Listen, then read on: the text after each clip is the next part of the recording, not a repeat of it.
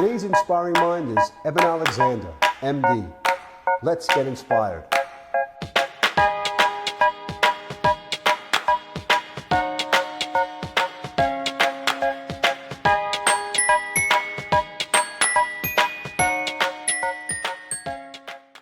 EBEN ALEXANDER, MD, was an academic neurosurgeon for over 25 years, including 15 years at the Brigham and Women's Hospital, Children's Hospital, and the Harvard Medical School in Boston.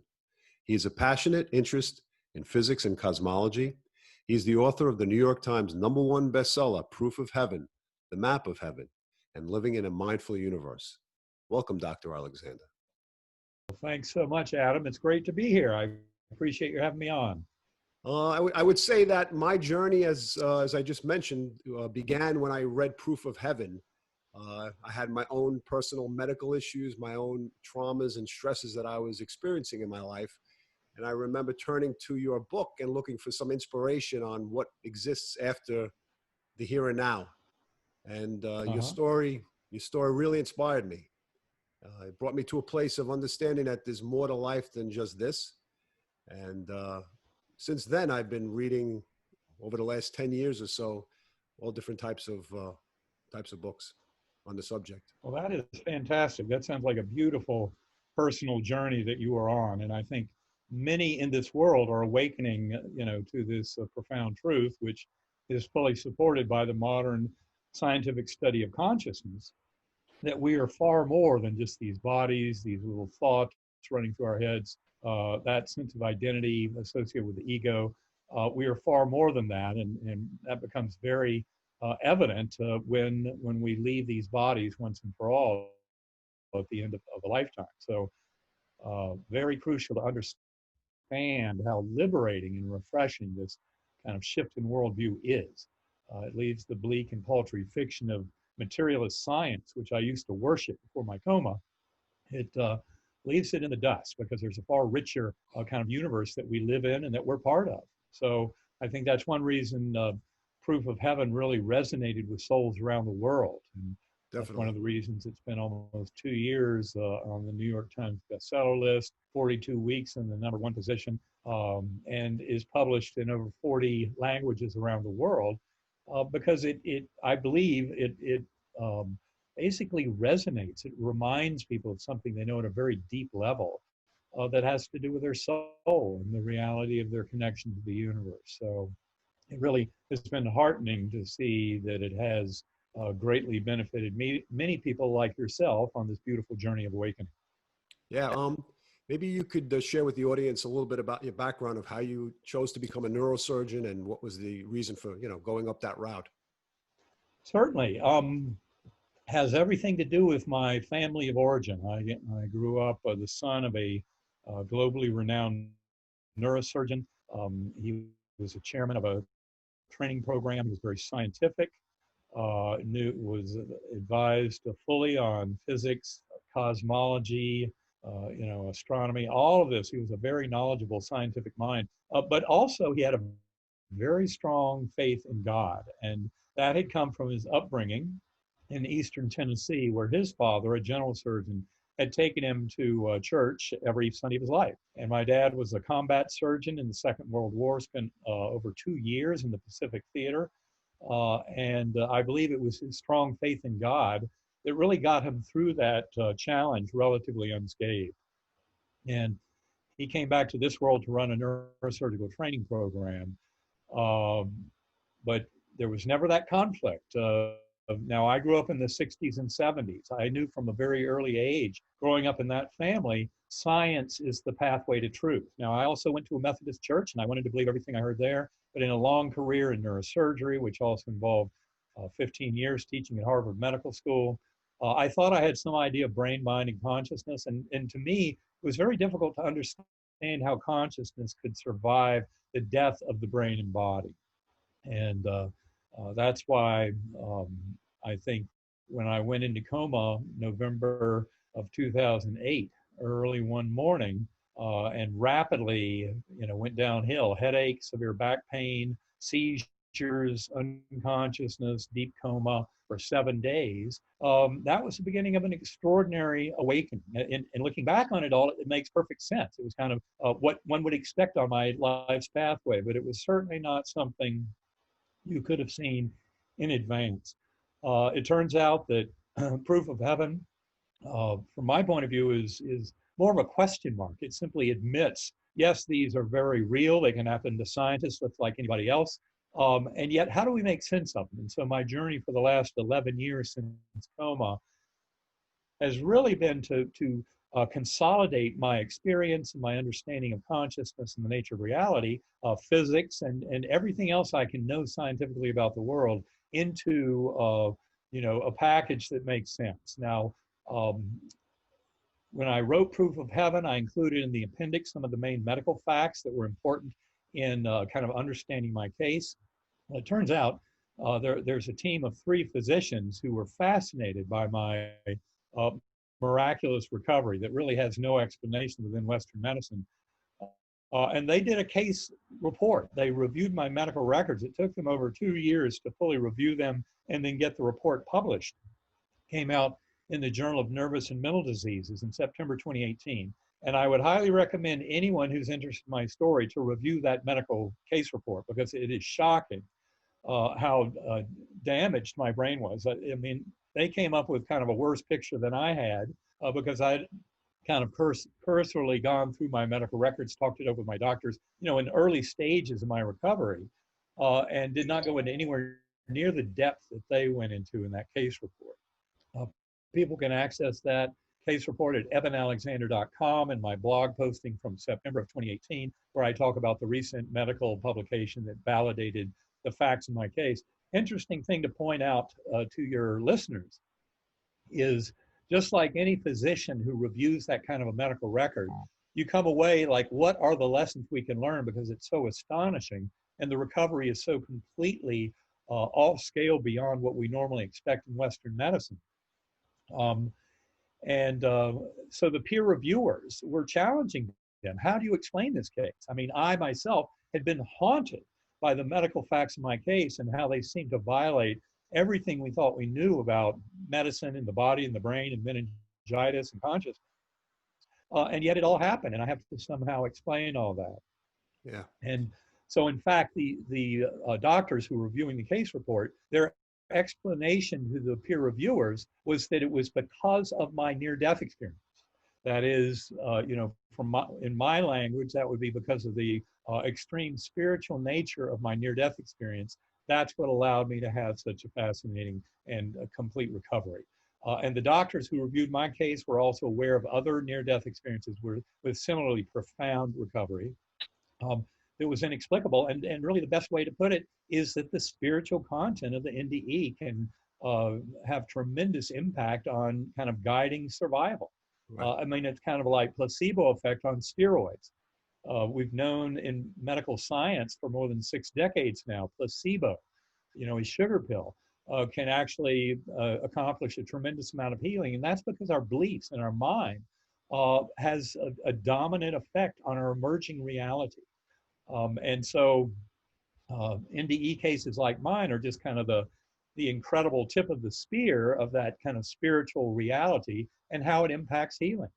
And this is where I think the modern medical community is very excited about many of the kind of features that I've talked about in Proof of Heaven, Map of Heaven, and in our most recent book, Living in a Mindful Universe, that was co-authored with my life partner, Karen Newell. And all of this really points the way towards a scientific revolution that I think is inevitable and is very good news for humanity, because what it really does is emphasizes our reality of soul and purpose in this life, and that also we're all in this together. I mean, one of the most profound lessons from the science of consciousness is that we all seem to be sharing one mind. It's kind of like each one of us is a facet on a diamond. That diamond is the one mind of knowing of the universe, the God force. And each of us is not separate from that at all. We're just slightly different perspectives. But it's an extraordinary vision that is absolutely irreversible. We will never go back to the bleak and simplistic nonsense of materialism, the notion that only the physical world exists, because that doesn't fit the data. The Yeah. data far outstrips that weak and paltry knowledge and takes us in a direction where we realize we're bound together through love and kindness and compassion. And this is deeply proven from the world of NDEs, and then fully supported by modern consciousness studies like the non-local nature of consciousness and all of that. Tremendous scientific evidence that the brain is not the producer of consciousness at all. It's clearly related to consciousness, but it serves more as a reducing valve or filter that allows primordial consciousness to manifest as our conscious awareness. But the interesting thing about it is that the physical world then simply becomes the stage on which that drama unfolds. But in essence, all of that, the events are emerging from the mental realm of the universe, from that kind of realm of understanding that human beings can share with the universe. We in the 20th century, we tended to claim it as something that belonged to human beings alone, as opposed to realizing that consciousness is something that is part of the entire living world and is a crucial part of that understanding. So I think all of this is providing a tremendous lesson to help make this world far more harmonious and peaceful by bringing us together with the deep scientific truth of our connection through consciousness, connection with a sense of purpose and meaning in this universe, but also this profound connection with each other, with all of life throughout the cosmos, and with that co-creative God force that so many have experienced on NDEs and other spiritually transformative experiences. Yeah. It's absolutely real, and we need to further work that into our scientific models of the nature of reality. What was your prior feeling on, not through a spiritual sense, but in terms of understanding through a scientific mind, what happened when the body died prior to your experience? I mean, you said you had a religious background. Yeah. Right, I did. I grew up in a Methodist church in North Carolina. I've already mentioned my father's tremendous influence on me. And of course, his was very scientific. So there was always this kind of background of science and spirituality are perfectly compatible. And yet I was always defaulting to the scientific side. But what I came to realize through my coma journey and its aftermath is that the deep scientific truth of this is that we really have been misled, and many of our assumptions about the nature of reality, especially focusing on the physical as the only thing that exists, have really led us down a dark pathway of confusion and distortion that has led us away from the truth. In so many ways, the truth is something that has been apparent to spiritual leaders going back for thousands of years. The interesting thing is you have to remind people that the deep meditative traditions of all the great faiths come very much into kind of an alignment or an agreement about the nature of reality, about oneness, about mind and the power of mind, about a connection through love and mercy and compassion. I mean, these are always at the core of religious teachings. In fact, the golden rule, treat others as you would like to be treated, is written into every single faith system on earth and always has been. An acknowledgement of the oneness of mind and of our shared existence. And so if we hurt another, we are truly hurting ourselves. And this is something that is presented in a very concrete fashion to near-death experiencers through the life review. The life review, your life flashing before your eyes. It's not a new age concept. It goes back at least 2,400 years to the writings of Plato. And the interesting things to point out about life review is it's a perfect demonstration that our self is a fiction that is created, but that in fact we are all participating in this growth of conscious awareness. And that's because the life review is experienced not from your own perspective, but as if you were the others around you affected by your actions and even your thoughts in your lifetime for critical kind of life events and lessons. Yeah. So the life review is a beautiful demonstration. It's kind of like the golden rule is written into the very fabric of the universe when you realize how fundamental that is. And that is what unites kind of the deeper meditative traditions of so many spiritual practices that are around this world. And the interesting thing to point out is materialist science is a faith-based religious system that actually has less to support it than many of the faith-based religious systems. And when I say that, I'm talking very specifically about consciousness and very specifically about the relationship between brain and mind. Yeah. Now, before my coma, I was kind of in a wrestling match. I wanted to believe what I'd heard in church growing up, but in all those years studying the brain and operating on people and witnessing coma and witnessing death, I just really couldn't understand how conscious awareness could survive the death of the brain and body. And that's why I think my coma experience was so profound. And as it's pointed out in that case report in the Journal of Nervous and Mental Disease of September 2018, they make it very clear that the damage to my brain was so extensive with this perfect model of human death in the form of bacterial meningoencephalitis, a very severe case that affected all 8 lobes of my brain to the extent where CT and MRI scans showed even at the deepest layer of that 6-layered neocortex all around my brain, there was tremendous swelling. So it was really not a good picture. And then all the lab values and everything else, especially the Glasgow Coma Scale neurologic picture makes it all a very dismal picture indeed. In fact, that's what haunted me, as I said earlier, in Yeah. reviewing my own medical records, was I realized these are not the records of somebody who goes on to have a full recovery. So what happened? How do we explain that? And that is where I think this becomes a great gift is we're all engaged in many of these cases. Near-death experiences can result in profound and inexplicable healing. And that is a clue to all of us Right. that our spiritual nature can really take what we call placebo effect, which you ask Big Pharma, they'll tell you it's a very major effect. It's basically a 30% benefit across the board that can happen just from a patient's beliefs that they can get better, in spite of anything else going on with them. That's why it's so useful at assessing new drug treatments and even some surgical procedures. But it's really high time we came to realize as human beings and as scientifically educated human beings, we're spiritual, living in a spiritual universe. And that is a profound natural truth of study of the natural world. And it includes a robust kind of interpretation of quantum physics that goes beyond the 80 years of confusion that most of the physics community has presented.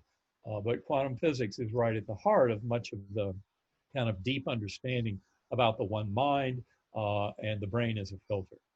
Yeah, very, very interesting.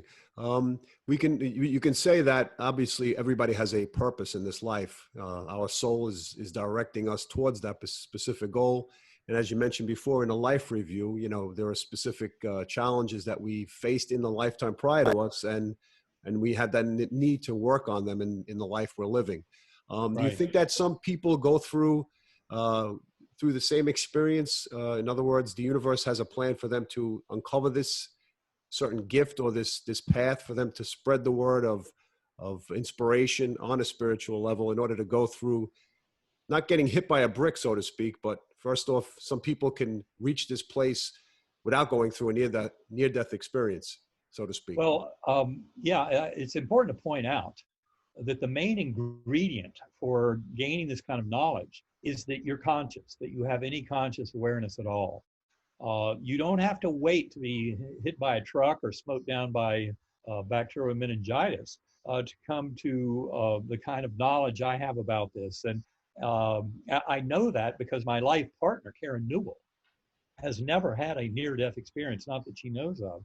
And yet she has a profound awareness that she has basically cultivated through decades of very dedicated work to coming to a deeper understanding of who she is and what this universe is all about. Now, in addition, Karen and I do a tremendous amount of work going around the world offering meditation play shops with groups to help people learn how to go within consciousness. Once you realize the brain is not the creator of consciousness, but serves as a portal, as a gateway to that primordial mind, then you realize there's tremendous value in meditation. I've spent an hour or two, maybe 3 hours a day for the last 10 years in meditation. I use sacred acoustics. Those who want to use that extremely powerful tool for differential frequency brainwave entrainment, just go to sacredacoustics.com to learn a lot more. You can download the free 20-minute OM file, look at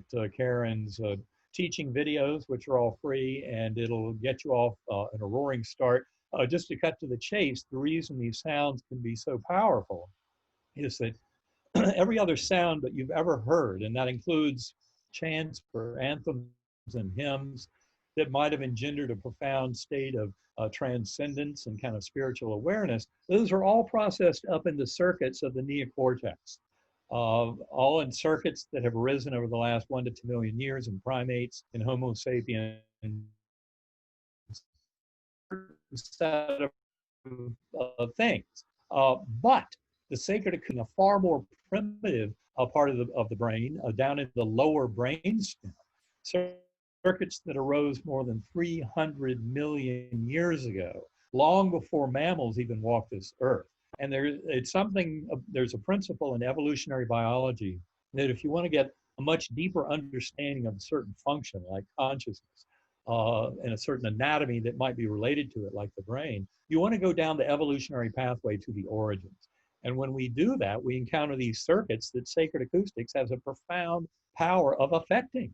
And in Living in a Mindful Universe, in our third book, we discuss over several chapters how that seems to work and what we think is going on and why these differential frequency sounds can be so profound at altering conscious awareness and allowing people to have very transcendental journeys. The reality of it is I've encountered many people in our workshops who have never had an NDE, but who have come into contact through our meditations, say with a departed loved one, with their soul group, those who have passed over, with that God force, that infinitely loving force. And they go through the same kind of changes in their life after that as a profound NDE can bring to us. So I think that state and that knowledge can be cultivated. Yeah. Some people try psychedelic drugs. And I do not recommend that at all. I think the psychedelics are very interesting. They're useful in a scientific standpoint, and we talk about that in Living in a Mindful Universe. For example, psychedelic drugs like psilocybin, LSD, DMT, dimethyltryptamine, the active principle in ayahuasca. When you do functional MRI, magnetoencephalography in patients who are on those drugs, anyone who's ever had one of those kind of drug experiences might assume that their brain lights up like a Christmas tree with activity because they falsely assume the brain creates conscious experience. But in fact, that profound experience is occurring because the brain is going dark. Right. And it's because, again, the brain does not create consciousness. It's a filter that allows primordial consciousness in. And this is taking over the scientific world by storm. For the scientific world to figure all this out. Individual souls can go on this journey and use profound techniques of meditation like sacred acoustics and start making tremendous progress in their own right for reuniting with their higher soul, uniting with their soul groups, and defining a tremendous sense of mission. So I think we can all kind of grow more fully into the soul we came here to be. By being attentive to this and spending that time in meditation. Of course, ultimately, our soul growth occurs in this realm. And the deepest and most profound lessons of NDEs are not what happens when I die, but how do I live this life? And that's something that we cover extensively in Living in a Mindful Universe. And I was also invite people to join our every other week webinars that are free, unitedinhopeandhealing.com, where we often have guests on and engage in a lot of these kind of topics and discussion. People can look at the backlog from that webinar just by going to unitedinhopeandhealing.com. If you can just share with our audience your personal experience back in 2008 when you went through this NDE, and in terms of the mind and brain connection as you explain it. So going back to November 2008, I was rapidly taken down by this incredibly aggressive and primitive bacterial meningoencephalitis. And my doctors realized very early on from my neurologic examinations, from my CT and MRI scans, from the lab values, that I had a horrific case of meningitis. It was not sparing any of the 8 lobes of my brain. I mean, this was a very kind of global takedown of my nervous system, and should have gotten rid of all but the most rudimentary and primitive forms of conscious awareness.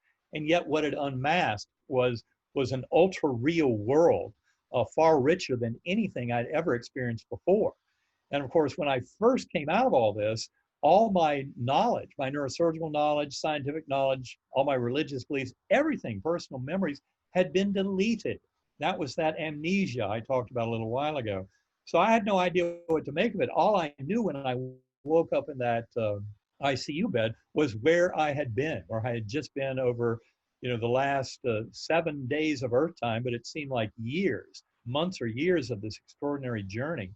But it was only after that that a lot of my neuroscientific knowledge slowly trickled back into my awareness over the next 2 months.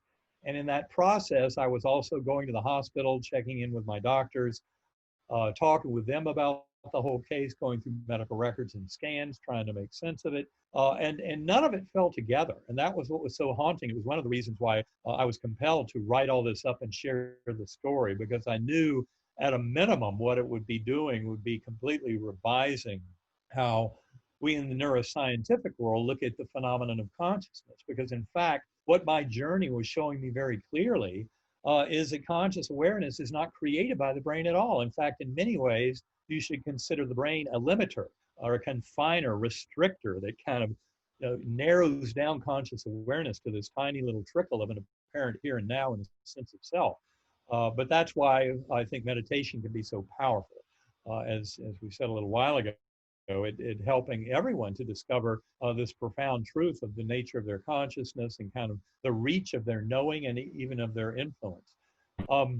So I spent those 7 days in coma with this extraordinary illness that left all the scientific traces that it should have gotten rid of any kind of consciousness according to our modern principles of neuroscience. And yet all it did was reveal a far grander, more vibrant, more real, alive, memorable, meaningful kind of conscious awareness and experience than anything I'd ever been through. And this is where it's so important to get. The brain does not create consciousness at all. It is related to consciousness, but it is certainly not the creator. And in so many ways, it should be looked at as confining consciousness. And this is where meditation and centering prayer can be so powerful.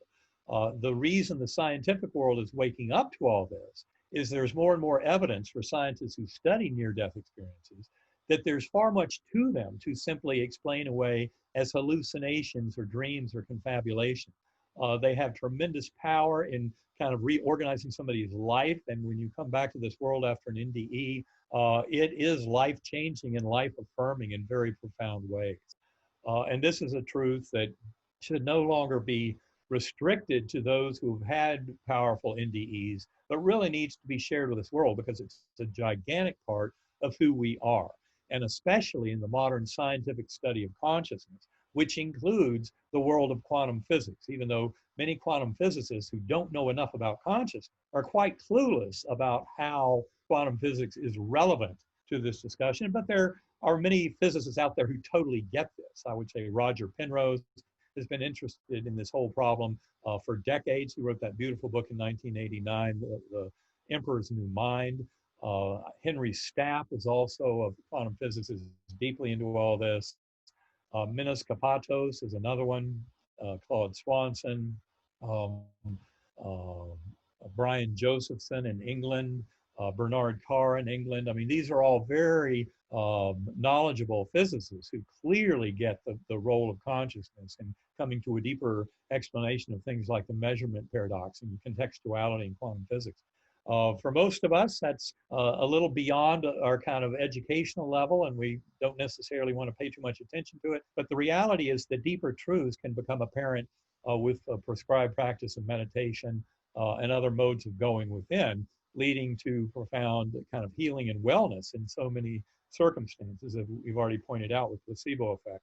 Right. So this entire kind of expansion of understanding in many ways is a coalescence of science and spirituality that I would say is part of our human destiny. If you look with kind of the time scale of 5 to 10,000 years, that all of this in many ways is kind of inevitable. And that includes the scientific revolution of the last 400 years, which I often call in my talks a turbulent adolescence that we've been through. But the scientific revolution was very valuable in many ways, but the quantum aspect of it over the last 80 years is still massively confusing to so many human beings. But I think we're making progress scientifically with a lot of the recent work done in quantum physics. And I would personally steer people to the work of Bernardo Kastrup.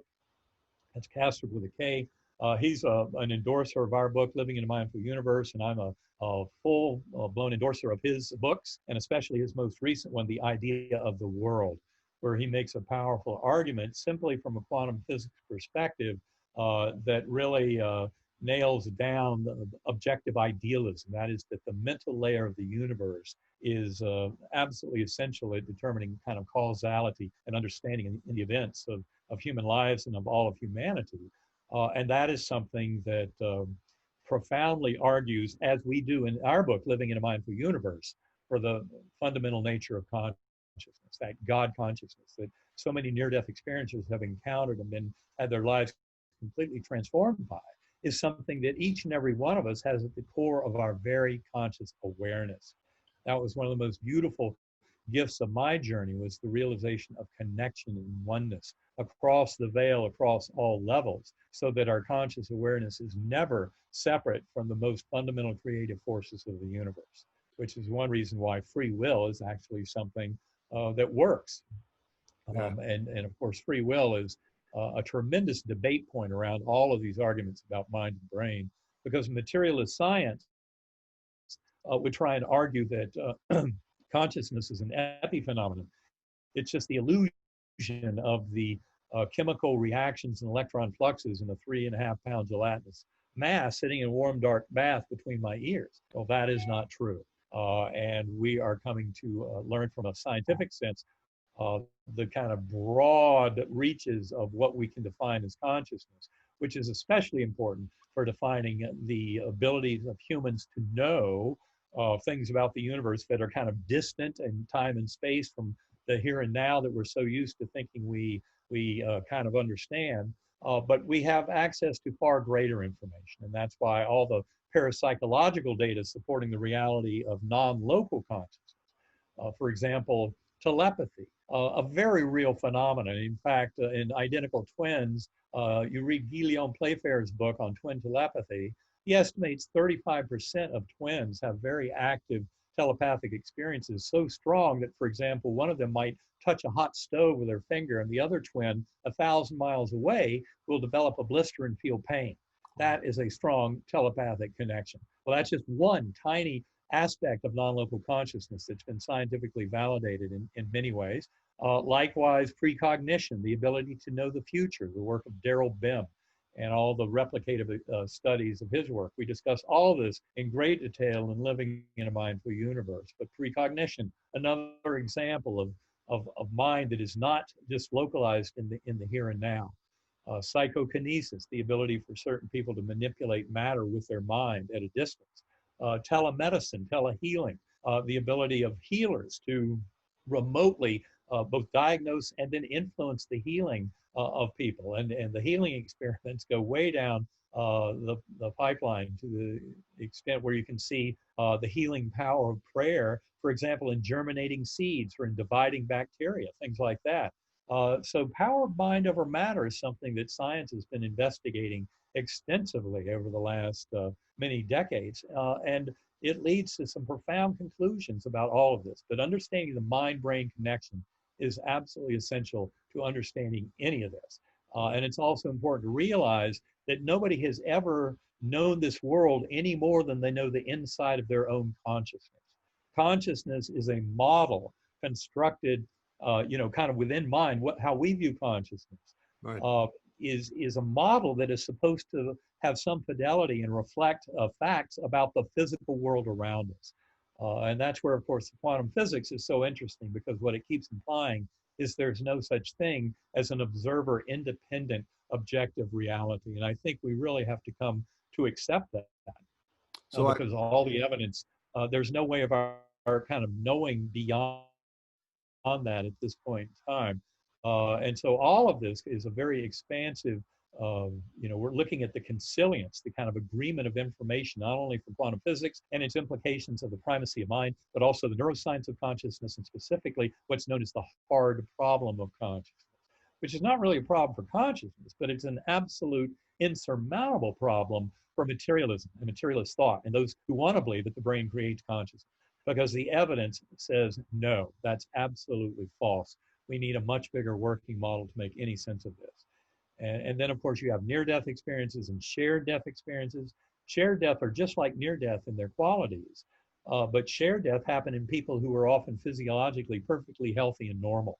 So all of those materialist scientists' pseudo-explanations for near-death experiences, like, oh, it's decreasing oxygen tension in the brain, or increased CO2 levels, or some other such nonsense, doesn't pan out when you're asked to explain, well, what about the person who is standing out in their garden when all of a sudden their mother's soul comes racing through because their mother 1,000 miles away just passed away.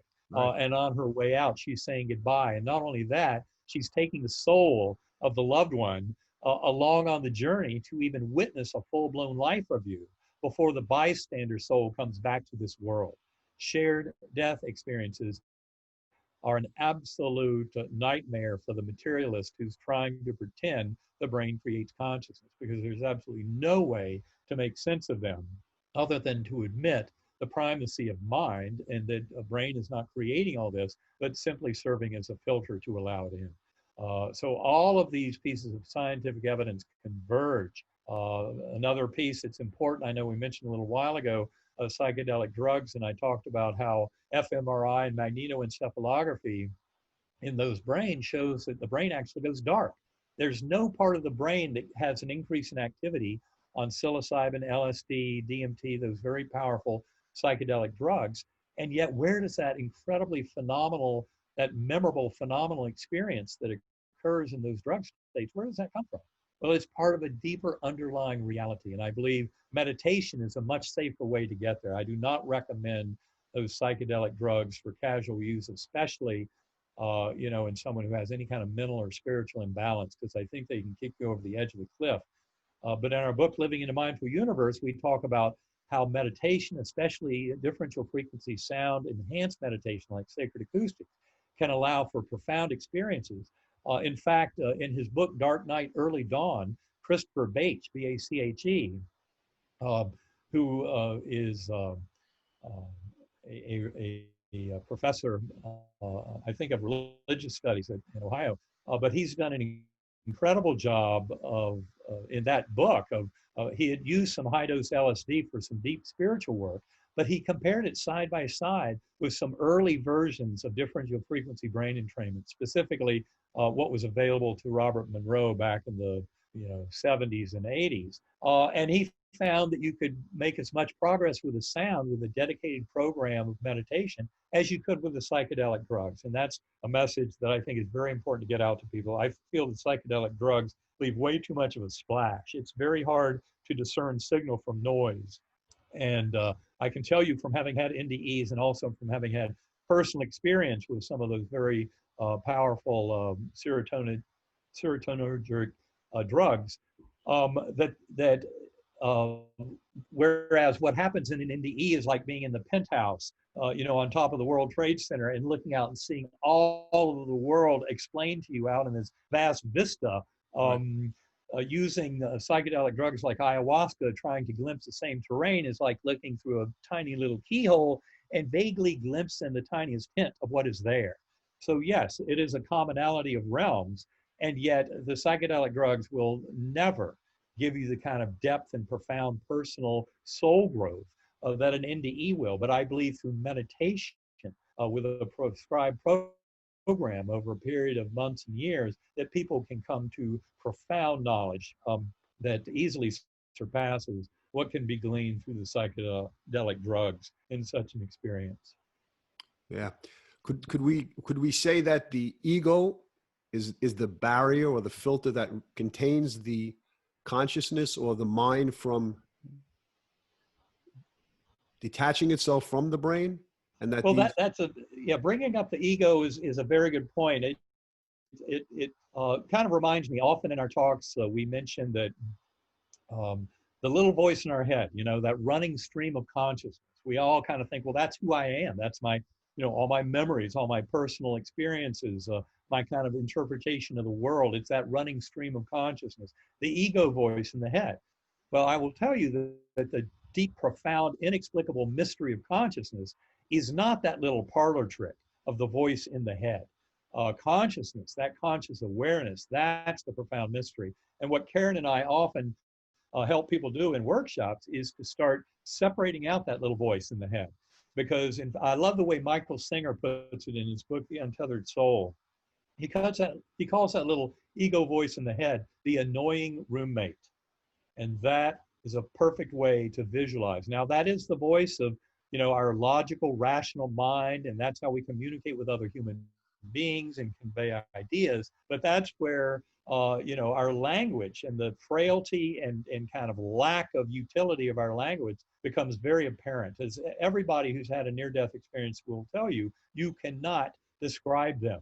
Our words are great for describing a trip to Disney World, but they pale horribly at trying to define these incredible journeys through spiritual realms where we know through identification. We no longer have a brain and sensory systems like eyes and ears that are filtering, kind of limiting down our awareness. But in fact, our consciousness expands and we become huge swathes of the scene, including other beings, for example, in the life review, where we become others around us to feel the emotional impact of our actions on them in life. That's why a life review can be so effective.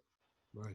But all of this is about kind of that richer and deeper acknowledgement of mind as primordial, and learning how to explore it more fully through meditation is a tremendous gift to coming to deeper understanding of this. But one of the first things to do is realize you're not that voice in your head, and then start identifying more with the awareness of that voice. And as you do that in meditation, and especially with a lot of how Karen and I teach these meditation play shops, you start realizing that you are far more than this physical body and this thing that you call me, Right. me, myself, and I. There's a lot more to our conscious awareness than that. And we can start to find that the previously imposed limits that materialist thinking tells you limits your brain and your thinking to the here and the now around your body, you find, no, that's not true. Remote viewing is another beautiful example of scientific evidence for the reality of non-local consciousness that has been proven beyond any reasonable doubt to this world. And yet many in the materialist conventional scientific community say, no, remote viewing is not real. And yet it's been proven to great effect. So the more we kind of consolidate these various aspects of mental function and ability and show that, well, once we let go of the theoretical models of physicalism, that the brain and local sensory systems must somehow explain everything that we can know about the universe, and get rid of that myth and start moving to realizing that things like placebo effect and profound miraculous healing after an NDE has a lot to do with the kind of power that we gain by developing these relationships of knowledge and of influence with the universe at large. Right.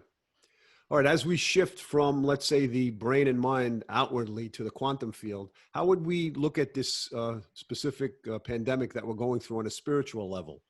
In terms of COVID-19, what benefits do we get from this particular situation from the perspective You of? know, one thing that we also talk about a tremendous amount in all of our work is addiction and alcoholism studies, because they have some interesting facets to educate us about your question. Because in fact, in the world of alcoholism and addiction work, you find that there's always something that you can call a gift of desperation. It's sometimes called a bottom. It's where circumstances in life through the addiction or alcohol or what have you have become so bad that you either bounce off the bottom and start your way back up and through growth and healing and coming into wholeness, and actually coming into a much better self than you were before you started the whole journey. Um, or we die. I mean, that's the tragedy of addictions and alcoholism, is that they can be fatal. And so I think that's a very crucial thing to point out here, that gift of desperation. Because in many ways, the COVID pandemic, from my point of view, is a beautiful gift of desperation. I can see how it's challenged, it's revealed the horrific kind of shoddy understructure of our systems, certainly in the United States, for our healthcare system. Uh, we have an inadequate status quo. Our healthcare system has failed us miserably. We need much better ways of covering everyone. All citizens deserve healthcare. It's a right. It's not a privilege. And it is high time we worked on this world to make that better. And that's what the COVID pandemic is helping to reveal, is we need to put a lot more focus on our healthcare systems and their ability to work in the face of challenges like the COVID pandemic. Now, likewise, our economic system. My gosh, what a travesty to watch the absolute collapse of our economic system as we had to shut down various businesses, to accommodate this approaching viral menace. And I believe those shutdowns helped save a lot of lives, and yet our government's failure to come up with appropriate testing on large scale has just been a disaster. You cannot face a pandemic like this without having very good, robust testing out in the field, find out who's got the disease and who doesn't, and be able to trace contacts and quarantine people who are infected. Right. I mean, there's a very intelligent way to do this, which has been managed by several countries around the world. New Zealand's a beautiful example, South Korea, Taiwan, and others. They've done an incredible job of this. Now, the US has done an abysmally horrible job of managing the pandemic. That's why we're setting the record for number of cases, number of deaths, and now this insane kind of haphazard reopening of economies without any knowledge of the state of the viral infection load in a given area is stupid. It's downright stupid. But we're learning, and this will help us put together a far better system in the future, so that I think we will no longer get caught with a bunch of science-denying plutocrats elected to government that, were influencing the scientific decisions of the CDC and, at other government levels, NIH, FDA. And really, we need the political hacks out of there. We need the scientists to be leading the scientific missions unencumbered by, the stupidity of political hacks and how that can greatly damage the effort. Right. Now, certainly there is disagreement in science, and science is not a perfect process, but it does have ways of kind of getting rid of the rough edges. In fact, that's what we're doing now around the science of consciousness. All the pieces that don't fit, like near-death experiences, shared death experiences, past life memories in children, suggestive reincarnation. I mean, all these pieces of hardcore scientific data that should inform our knowledge about brain, mind, and consciousness and human potential are becoming too much to bear for an old, broken, conventional scientific system based on physicalism or materialism, because those philosophical belief systems are a lie. They're incorrect. Right. And you've had all these decades of materialist scientists trying to say, oh, well, NDEs can't happen because the brain creates consciousness, and if you're dying, your brain's going out. So no, they're nonsense. They're hallucinations. That is not true. The scientists who study them realize that that's not true. There are far too many consistencies and similarities to explain that it's really about different realms of spiritual existence that are as real as this world. In fact, those who have been there more than half of NDEers will tell you that experience in those realms is more real, memorable, detailed, vivid, alive than experience in this realm. This is the murky, dreamlike realm, wow. Not that. So we need, in fact, one of the most important things would be driving mechanisms to allow us to engender these transcendental states of conscious awareness at will. That's a big part of what Karen and I do with Sacred Acoustics. We collaborate with scientific groups. So in fact, there was a pilot study that came out in the Journal of Nervous and Mental Diseases in February of 2020, published by Dr. Anna Yusum, a New York psychiatrist who was using sacred acoustic tones. And in that pilot study, published, just months ago, she found that 26% of her patients who listened to differential frequency brain entrainment in the form of sacred acoustics had significant reduction in their anxiety levels over 2 weeks, compared to only 7% in controls who had normal psychotherapy but without the differential frequency tones. So there is a pilot study that greatly supports, in a scientific fashion, the use of these kind of differential frequency sounds, sacred acoustics, to help engender states of relaxation and relief of anxiety. Yeah. And I believe it does it simply by connecting us to our higher soul, where we have much better control and a much higher view of our soul and what it's doing, how it's engaged in this world, and what are the lessons we're here to learn and teach with others to grow into the soul we truly came here to become. It's a program that Karen and I call Becoming More Whole, because healing comes from the same word as wholeness, and that's what this is all about, is becoming more of the souls we came here to be in the first place. And this involves an awakening that takes us far beyond the simplistic falsehoods of conventional materialist science.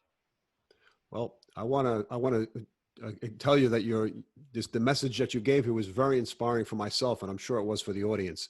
You're filled with knowledge, and the inspiration that you give through not only your experience, but your education and background, and the combination of both make you truly an inspiring mind.